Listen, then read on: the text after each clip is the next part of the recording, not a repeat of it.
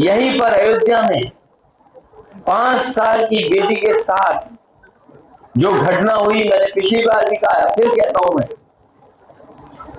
5 साल की बेटी के साथ जिस जगह पर हुआ, क्या ये सरकार उस पर बुलडोजर चलाएगी? और इसी शहर में जहां पर हमारी गंगा जमुनी तहजीब, भाईचारे की तहजीब को खत्म करने के लिए धार्मिक स्थानों पर न जाने क्या चीजें फेंकी गई थी, सरकार के पास सब नाम है, क्या उनके ऊपर बुलडोजर चलेगा? जिन लोगों ने शांति भंग करने की कोशिश की हो, साजिश की हो, षड्यंत्र किया हो कि हमारा भाईचारे का ताना माना खत्म हो जाए, टूट जाए, वो सब पकड़े गए। पुलिस की जानकारी में सब कुछ है। क्या उन पर कार्रवाई हुई? तो क्या बुलडोजर चला उन पर? इससे सवाल यह है कि बुनियादी चीजें वैसी की वैसी हैं, न डीजल, न पेट्रोल, न जरूरत की चीजों की महंगाई कम हुई है, न नौकरी, न रोजगार मिल पाए हैं। आज भी कारोबार जिस तरीके से चलना चाहिए नहीं चल पा रहा। इसलिए समाजवादी पार्टी लगातार जनता के बीच में रहेगी और जनता को जागरूक करती है। सर, प्रयागराज और जो इस तरह की जगह अचानक पिछले घटनाएं हुई, उसको लेकर जो कार्रवाई हुई, अलग अलग चीजें आ रही। प्रयागराज में जो घर तोड़ा गया वो उनकी पत्नी के नाम था। ये भारतीय जनता पार्टी का बुलडोजर को संविधान और कानून ही रोकेगा। और जिस घर पर बुलडोजर चलाया है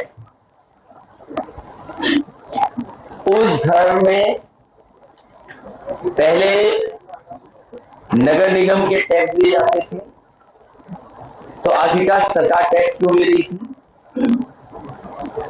और सुनने में ये आ रहा है, कागजों पे ये बातें हैं कि जिन पर आरोप है उनके नाम पे घर ही नहीं था, उनकी पत्नी के नाम पर था।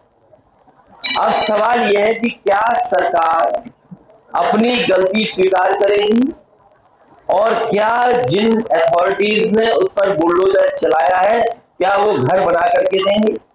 और मैं एक बात बहुत साफ कहना चाहता हूं, जो सच्चा हिंदू होगा वो किसी भी धर्म के खिलाफ एक भी बात नहीं कर सकता।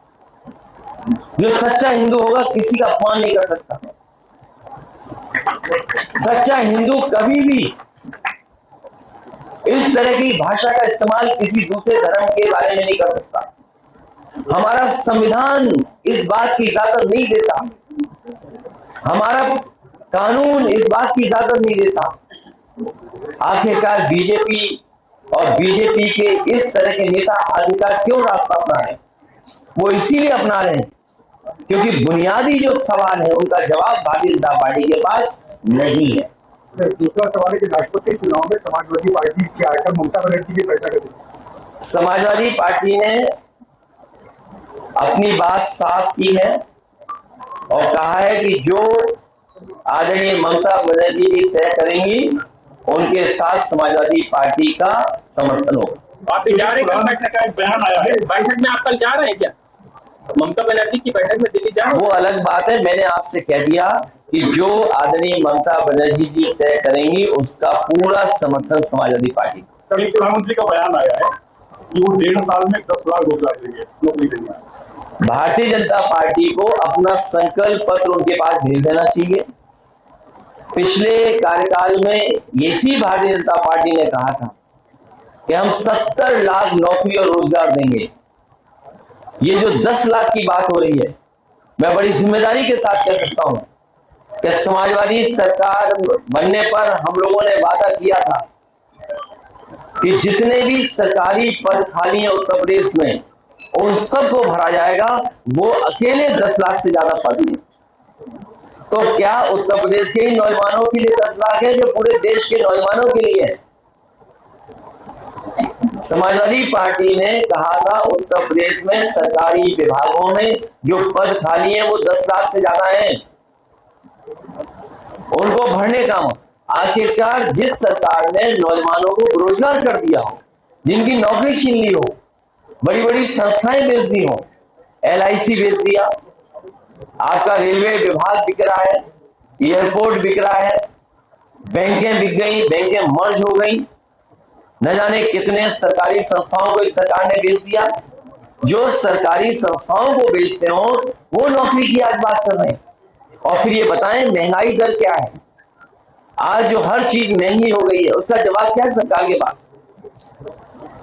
लेकिन सर सरकार तो पीएफआई और इन सब चीजों की बात कर रही थी, पीएफआई और ये अपने समाज में जो जहर घोला है, समाज में जो बांटने का काम किया है, भारतीय जनता पार्टी जानबूझ करके समाज में उलझा करके रखना चाहती। हालांकि हम आप पे आरोप नहीं लगाएंगे, लेकिन कई बार बहस इस बात की टीवी पे ज्यादा होती है कि कैसे नफरत फैले।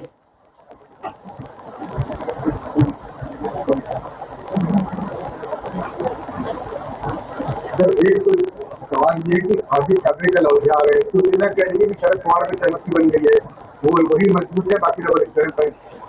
देखिए, मैंने आपसे अपनी बात साफ कर दी कि समाजवादी पार्टी का जो निर्णय है वो ममता बनर्जी जी के लिए है, वो जो तय करेंगी उनके साथ समाजवादी पार्टी।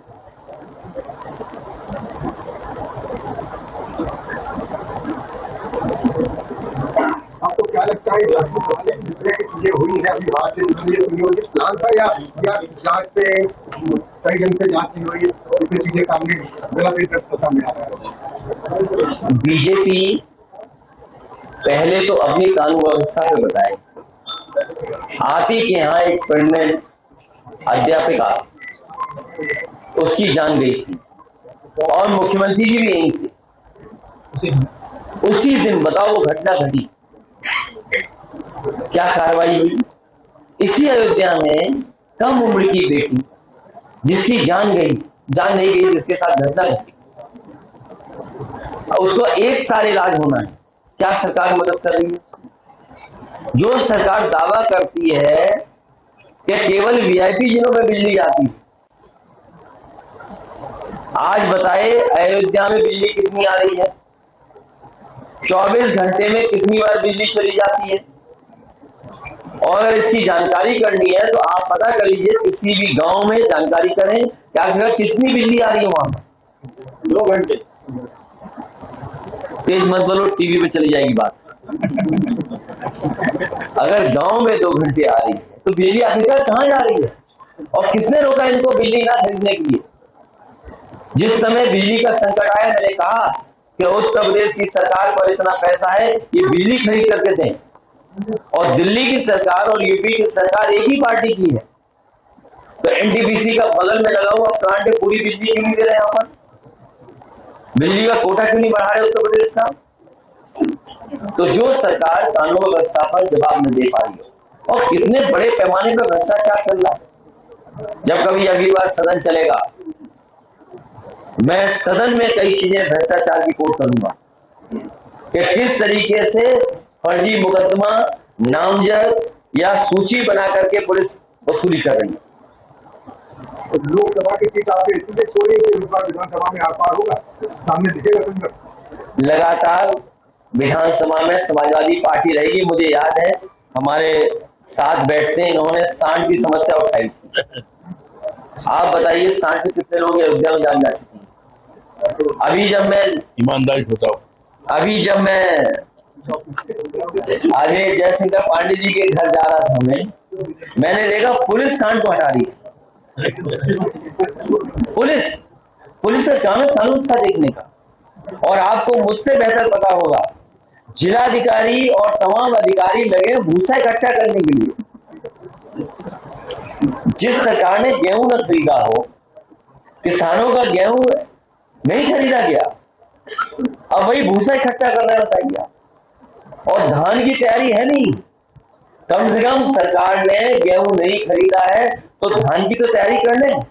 कुछ महीनों बाद धान की खरीद होनी है, तो अगर जिलाधिकारी भूसा इकट्ठा करेंगे, पुलिस सांड हटाएगी, तो आप क्या उम्मीद करते हो सरकार से? लेकिन सर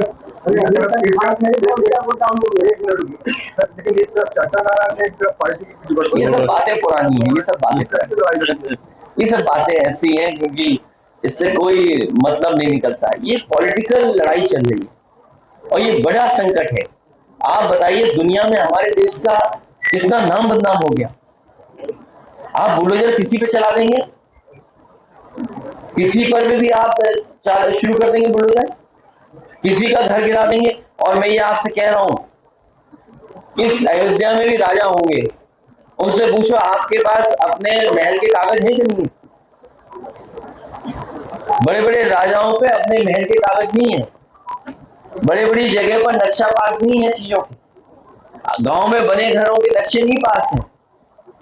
कहीं बुलडोजर चला देंगे सरकार को।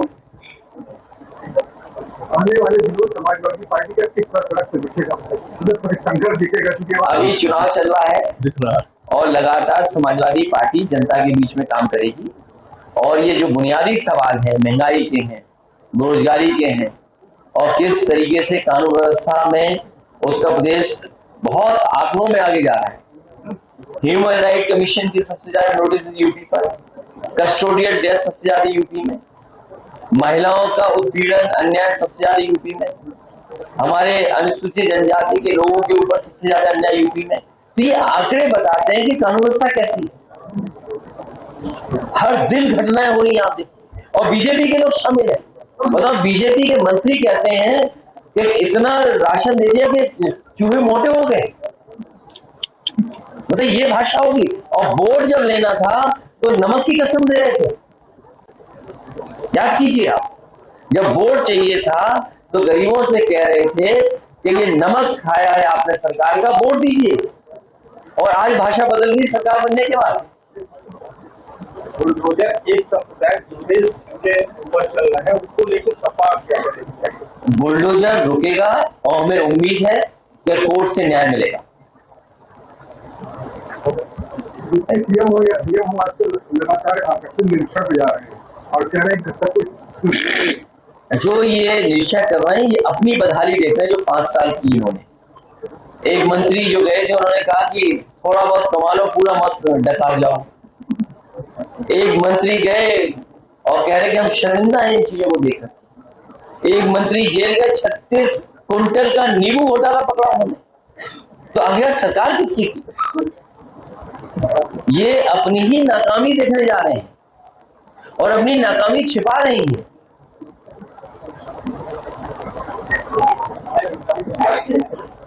आउटसोर्सिंग बंद कराइए, लड़कों की भविष्य खराब हो रही है। हाई स्कूल इंटर पास करके MA जो बेरोजगार है सबको पास करें। मैं हमारे काफी उम्र के हैं हमारे पत्रकार जो सवाल पूछ रहे हैं। मैनिफेस्टो में ये बात समाजवादियों ने रखी थी कि आउटसोर्स पर नौकरी नहीं होनी चाहिए, क्योंकि इससे संविधान में दी हुई व्यवस्था का भी उल्लंघन हो रहा है। जो अधिकार मिलते हैं वो उनको भी छीन रही लोग। तो बाबू चपरासी करते मैं प्रेस के लोगों का बहुत बहुत धन्यवाद देता हूं। क्या देखते हैं कि अगर आप अगर होते हैं तो अपने हिसाब से, अब हम तो अभी नहीं है इसलिए हम देखते नहीं है। मैं समय समय पर विपक्ष की भूमिका में जो राय सुझाव दे सकते हैं वो दे रहा हूँ।